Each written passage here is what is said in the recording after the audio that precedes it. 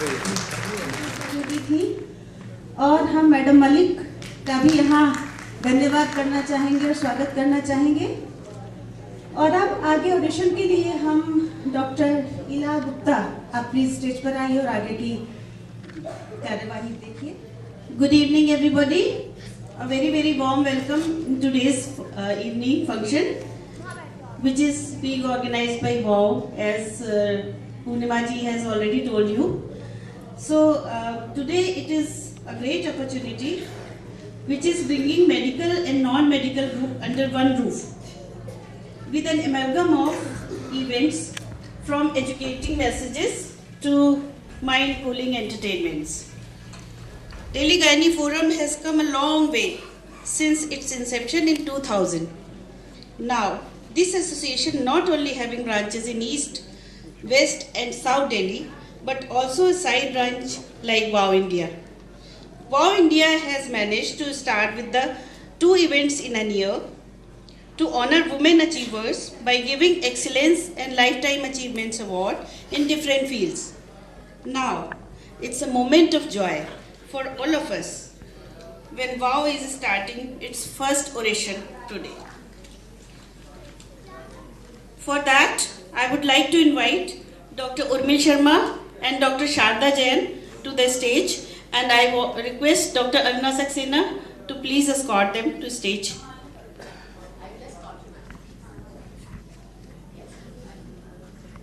Medical, non-medical professionals and housewives, whether by taking care of themselves or guiding the community. Not taking much of your time, I am calling upon Dr. Sangeeta Gupta, who is Head of Gynae Department in ESI Hospital, Basai Darapur. She is not only a competent gynecologist and surgeon, but also a very good human being. I request Dr. Manju Barik to escort Dr. Sangeeta Gupta to the mic. Thank you.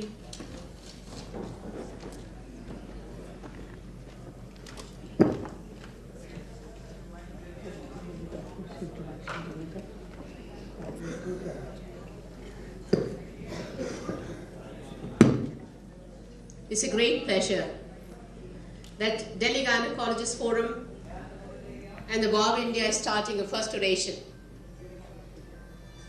We decided this first oration should be of a common topic which should interest everyone, the doctor community, the nurses, the paramedics, all people who are housewives and homemakers, and people who are professionals.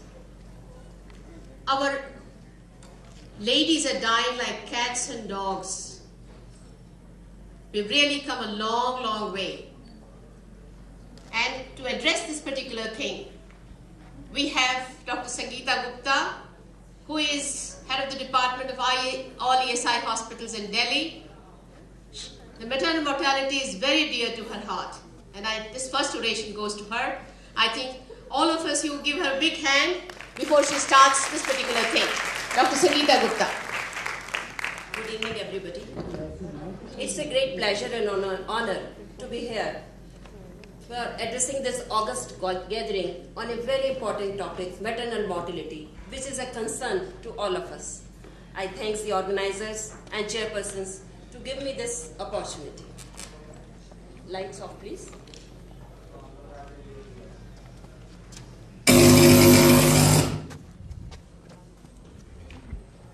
Lights off, please.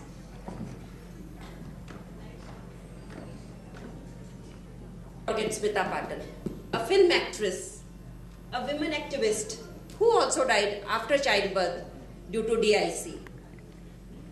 I will take this opportunity to address the problem of maternal mortality all over the world. More than 500 million women die of maternal mortality. Lights, please, some on the stage. And out of those 500,000 deaths, 99% deaths occur in developing countries. For every maternal death, there are 10 or 15 women who are survived by maternal morbidity. Mother dies at a moment when she is most required by the family. A newborn who has lost his mother has 10 times more chances to demise as compared to others, and surviving children which grow without the nurture and care of their mother suffer from many psychological problems. The family is impoverished, and the country and the community also suffers because the dying women are of very young age and are in the most productive years of their life. Most of the maternal deaths, they go unnoticed, not because that we don't have a clear-cut definition of maternal mortality, but because of their inherent weaknesses in our reporting and healthcare information systems. So let's know, what is a maternal death? Any woman who dies during pregnancy or within 42 days of the termination of pregnancy from any cause which is aggravated or caused by pregnancy is caused a maternal death. If we see the worldwide scenario, there is a lot of difference in the statistics or maternal mortality ratio in developing countries and in developed countries. Maternal mortality ratio means number of maternal deaths per 100,000 live births. And if we see that in developing countries, it is 1 in 260. The global ratio is 1 in 260, and Nepal, it is 1 in 380. Whereas in Japan, it is 1 in 6. It is 6 only. So this is the only human development indicator which shows such a vast difference between a developing country and a developed country. And this has to be taken a strong note about it. As far as India is concerned, India has been a country of high maternal mortality rate from the very beginning. In 1938, it was 20 per thousand women. In 1959, it was 10 per thousand women. And then we started counting it in 100,000 women because we wanted it to compare internationally. And it worked out to be 407 with a 24% decline by 2003 to 301. Presently, the Indian male maternal mortality ratio is 12 per 100,000 live births. Keeping all these things in view, the United Nations Organization kept a Millennium Development Goal of achieving the target of 109 maternal mortality ratio. And in India, already the 3 states have achieved this target, that is Kerala, Tamil Nadu and Maharashtra. And 4 states are in close proximity to achieve these targets. Those are Andhra Pradesh, Gujarat, West Bengal and Haryana. We all know that childbirth, pregnancy is a physiological process. We don't die of physiology. Then why that in pregnancy and labor cause such a maternal death? They die not of the physiology, but they die of obstetric complications, which otherwise need not to be fatal. The most important point is that most of these obstetrical complications can neither be predicted nor be prevented. They can only be treated, and a woman can be saved only if treatment is given in time. 15% of any pregnant community or any pregnant woman are likely to suffer these obstetric complications. And we do not know which woman is going to suffer this complication. Irrespective, the woman is in USA, she is in Europe, Asia, America, Latin America, Africa. Wherever she is, any population of pregnant women is likely to suffer 15% women are suffer the complications. If we want to decrease the maternal mortality, we have to know the causes of these deaths and the obstetric complications. They are multiple. They have got an interplay and they all are interconnected and they are tied. And the most superficial is direct and indirect causes. Direct causes are hemorrhage, unsafe abortion, eclampsia, obstructed labor, infection, and others. And they account for almost 75% of maternal deaths. Whereas indirect causes are due to pre-existing conditions of malaria, anemia, hepatitis, heart disease, and increasingly HIV/AIDS. And they account for almost 25% of the maternal deaths. But there is a change in scenario in developed countries. There, the cause of maternal death is increasing as far as indirect causes are concerned. They have taken quite a control over the direct causes. these are only the tip of the iceberg. Main contributory factors are in our society and community. Too early, too late, too many, too close. It's a synonym which quite comfortably describes the situation and interplay of the factors which cause maternal death. The society's attitude towards the woman, towards its infancy, childhood and adulthood makes a lot of difference.